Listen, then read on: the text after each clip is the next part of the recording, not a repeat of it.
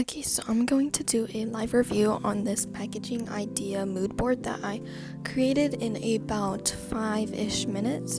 All I did was scroll on Pinterest and I found some really cute packaging ideas. I really want to include these boxes in the future when my business has developed a little bit more. And then I found some really cute ideas for thank you cards.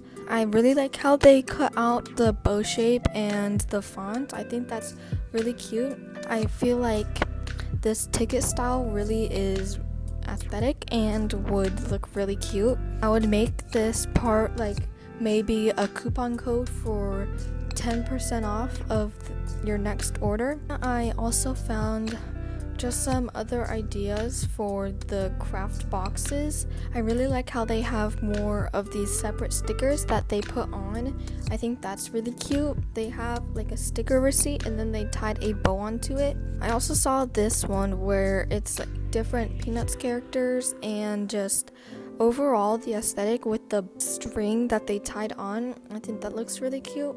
And then these two are kind of the same concept, except this one has the bow made with ribbon. I think all of these are something that I would like to do in the future. This is just ideas, so I'll definitely be keeping these in mind as I design all of my packaging. So the next thing that I want to talk about is more of like the materials that I want to use and the materials that I'm hoping to use. What I've seen that is really common is crickets. Yes, they are not circuits.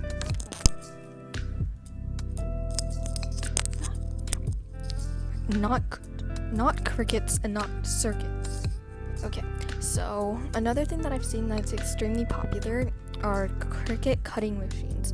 And yes, it will be a huge business investment. These crickets, I want to eventually make my own stickers at home, but I know that I'll have to slowly build up to get there. I've seen like so many, like the Cricut Joy Extra, the Cricut Explorer 3, Explorer 4. There are just so many options, but I really want to look more into getting one in the very, very future, like maybe 1, 2, 3 years future, because this will be a huge investment, like I said earlier. But that's one of the things I eventually want to get, like, because I think making stickers will be really fun. I've seen other people say that it's really time consuming and it's really hard, but maybe this will be like something that I do maybe in a few years when my business has hopefully developed more. This is like something that kind of goes in hand with the Cricut machine, but this doesn't also go for my manufacturing stickers because the manufacturers will offer different types of sticker paper, like matte, glossy, vinyl. There are a lot of different types. It's really important to like figure out what type of sticker paper I want to use because that will affect the quality, what you can use them for, and like basically some other things that you have to consider. Most manufacturers offer vinyl, clear, matte, or glossy. I think those are like the 4 main ones. I have 1 or 2 types. There are other websites like Sticker App. I think they have more. Yeah, they have so many more. Like you see that they have vinyl, holographic, transparent, glitter, mirror, pixie dust. But sticker paper is something that's also important. I've seen that some small business owners have this Munbin Bluetooth thermal label printer that they use for printing like their shipping labels, and it is slightly on the expensive side. It's thermal printing, so it doesn't use any ink. It uses heat to print the colors and stuff, which I think is really cool. And there's this app that you like design your stickers on, and I just really think that this would be helpful. Something else that I wanted to talk about is the Epson EcoTank ET2800. This is the printer that I currently have.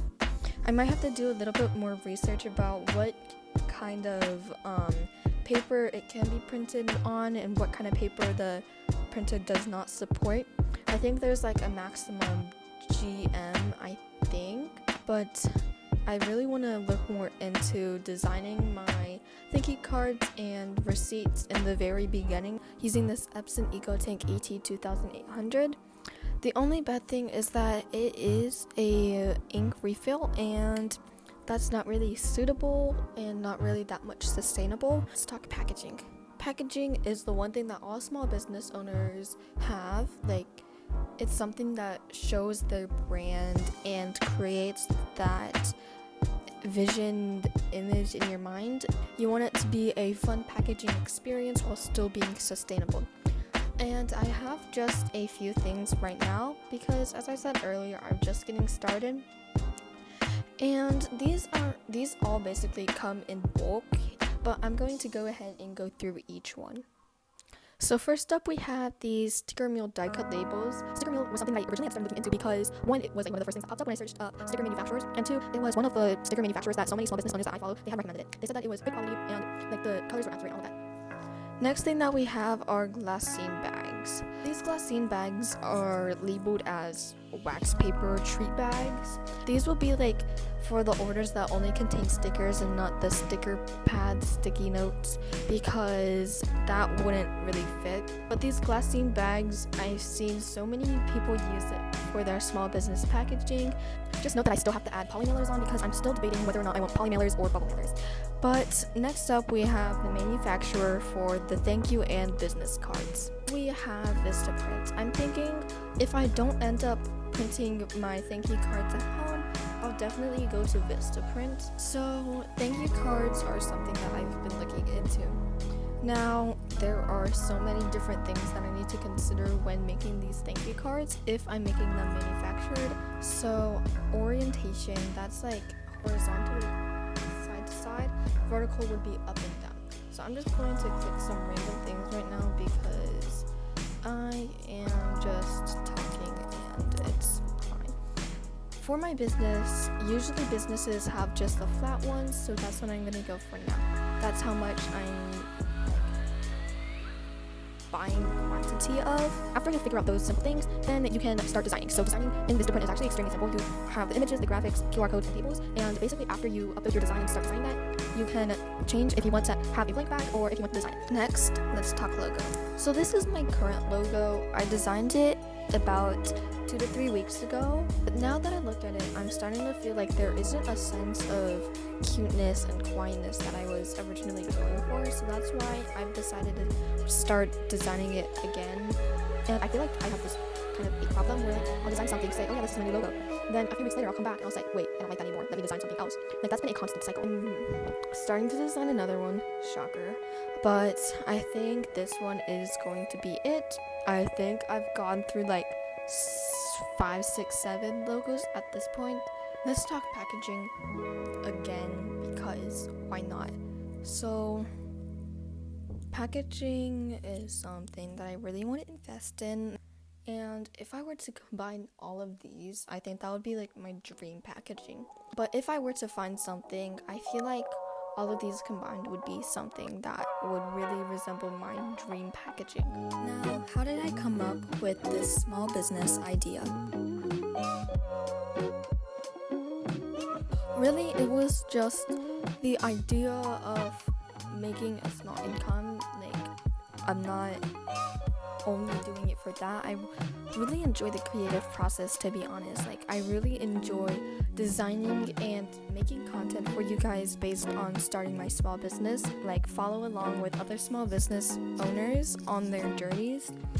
And I've really come to the idea that I'm really making this small business, I think.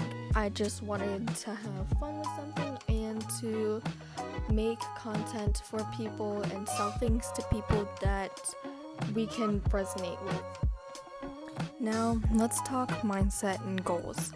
So I've written down a few questions that I'm going to answer. So the first thing is, why am I doing this small business thing?